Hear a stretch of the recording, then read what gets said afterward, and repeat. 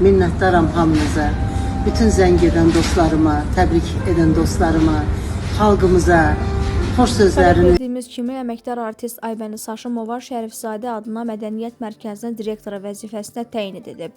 Sənətçi yeni təyinatı ilə bağlı sosial şəbəkədə paylaşım edərək bunları deyib. Ardı kəsilməyən zənglər məni çox qürurlandırır, amma 2 qat məsuliyyətləndirir. Mənə görə sevinən hər kəsə təşəkkür edirəm. Əminəm ki, Mədəniyyət Naziri Adil Kərimlinin verdiyi bu qərara görə çox şad olacaqsınız.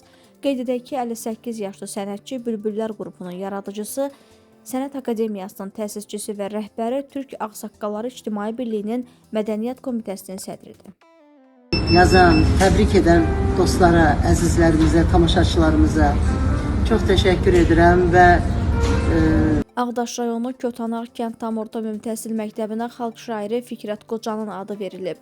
Baş nazir Əli Əlsədov bununla bağlı qərar imzalayıb. Elm və Təhsil Nazirliyi və Ağdaş rayon İcra Hakimiyyətinə bu qərardan irəli gələn məsələləri həll etmələri tapşırılıb.